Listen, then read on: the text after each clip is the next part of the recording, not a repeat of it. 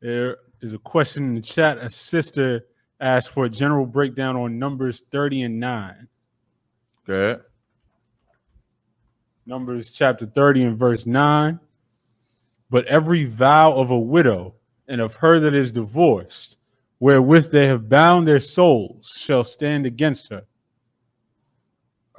What you might have to read it. What is this? Numbers 30 and what? And verse What is 9. the question on? What is the question? Ask for a general breakdown. You got to go up a couple of verses to get the context of this. Let me see. Start at verse 3, and we'll skip a couple of verses as we go down. Numbers 30 and 3. If a woman also vow a vow unto the Lord and bind herself by a bond, being in her father's house. So now this is a woman that takes a vow, but she's in her father's house. Go ahead. And her father hear her vow, and her bond wherewith she hath bound her soul. And her father shall hold his peace at her. Then all her vows shall stand. So now, if the father hears what she's vowing, and the father agrees with the vow, then it will stand. So if the woman pledges to do anything or vows anything to the Lord, the father hears it and says, that's good, you can do it. Keep going. But if her father disallow her in the day that he heareth, not any of her vows or of her bonds wherewith she hath bound her soul. So now, if the father hear it and say, no, we ain't doing none of that, none of her vows are valid because the father is in charge of her. Read the next verse. And if she had at all an husband, when she vowed or uttered aught out of her lips, wherewith she bound her soul, and her husband heard it and held his peace at her in the day that he heard it, then her vow shall stand. So now you see the head is what matters. The head of the woman is what matters. So in the first scenario, it's the father to the daughter. In the second scenario, it's the husband to the wife, right? Now read verse 8.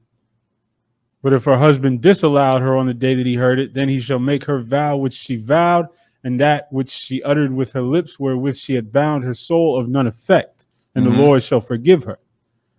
But now read verse 9. But every vow of a widow and of her that is divorced, wherewith they have bound their souls, shall stand against her. So she want to know what that means.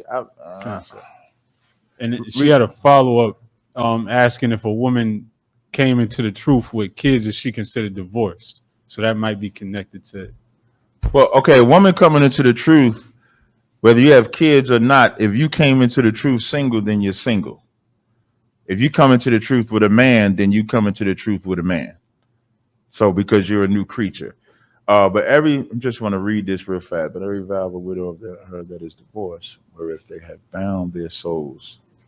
Okay, so what this is more so talking about, if every vow of a widow and of her that is divorced, wherewith I'll have to talk to Jen. I think I know what it means, but just to be sure, I'll just ask the general about it just to make sure. Because when it says shall stand against her, I just want to make sure I teach that right. So I'll just ask the general about that next week.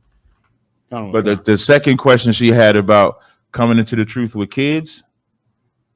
Is she considered divorced? You're only considered divorced coming into the truth if you don't have a man when you come in. So let's say if a sister comes into the truth, and when she came into the truth, she was broken up with her boyfriend according to the world. So now she don't have a boyfriend, even though, of course, she's had sex, she has children. But if her and the children's father are not together when she comes into the truth, she's a new creature. She's not bound to him if they already broken up in the world, to answer the question. All right, you can give me the next question. Shalom. Is there a time length at all?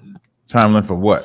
As far as like, all right, she's single now. As this is a woman in the world.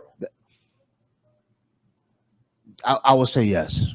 Okay, a woman in the world, and what? She's coming into the truth. Yeah, like as far as that time that she was apart from her man. That's correct.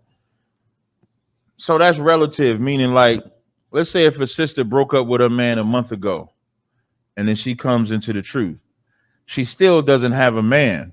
But let's say if she wants to reconcile with that man, she'll just be educated on what that means. You understand? Kind of concept. And that the same thing goes for a man. This goes both ways, right? In the sense that if a brother comes into the truth and he broke up with his woman 30 days ago, right? and they're not together, she don't want to get with him, he don't have to now go find her and make her be with him, because when he comes into the truth, he's also a new creature. But sometimes when brothers and sisters learn this truth, if they want to get back and try to restore that, that's not a sin either. They just have to understand what it means when they go back and lay with that man or woman. But come, y'all. Con, sir, what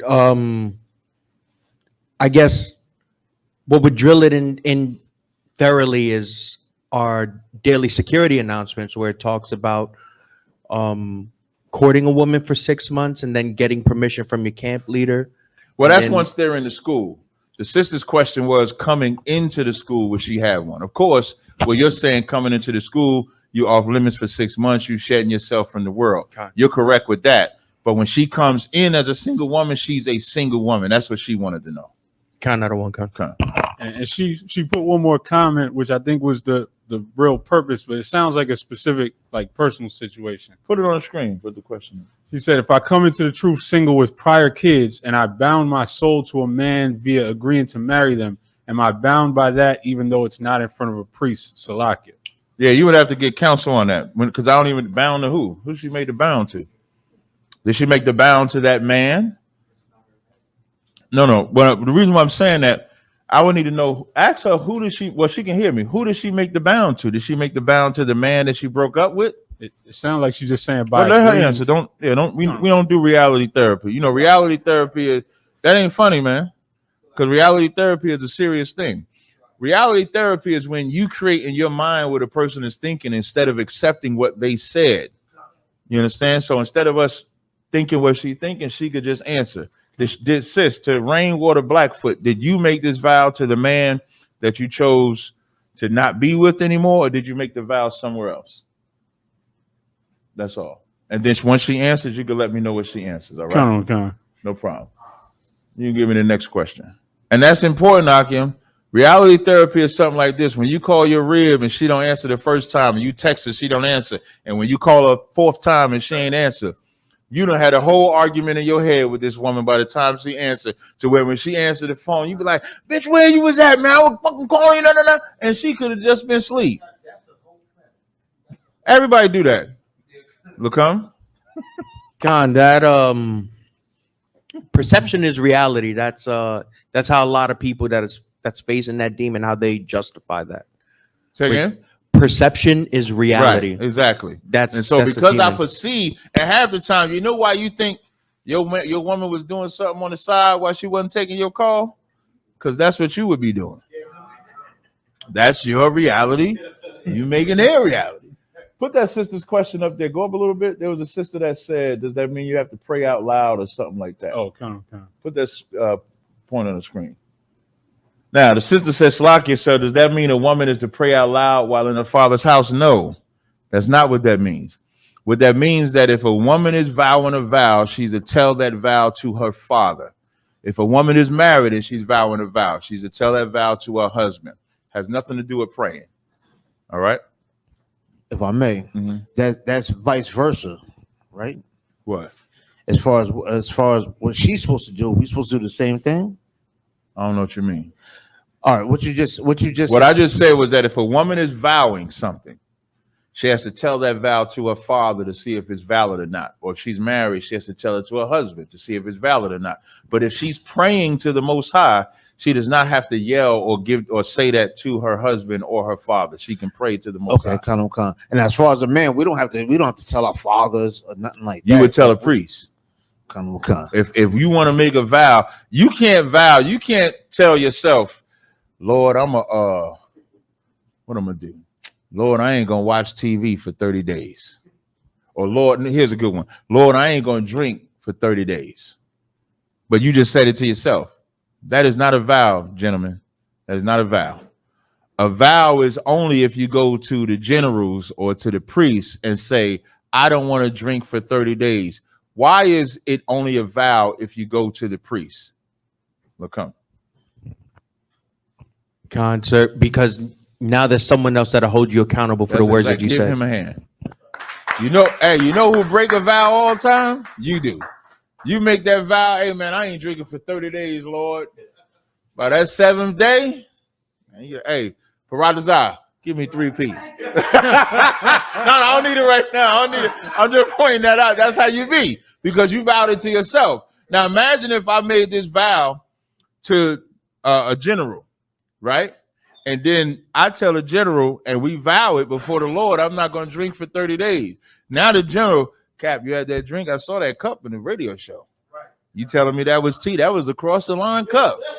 I seen you do like this for the 3-piece. Now I can get checked. Now I can get chastised. That's the whole point of a father with a daughter, because now she can get checked. She can get chastised. So now if there's no chastisement to the brother or sister that made the vow, then it's pointless.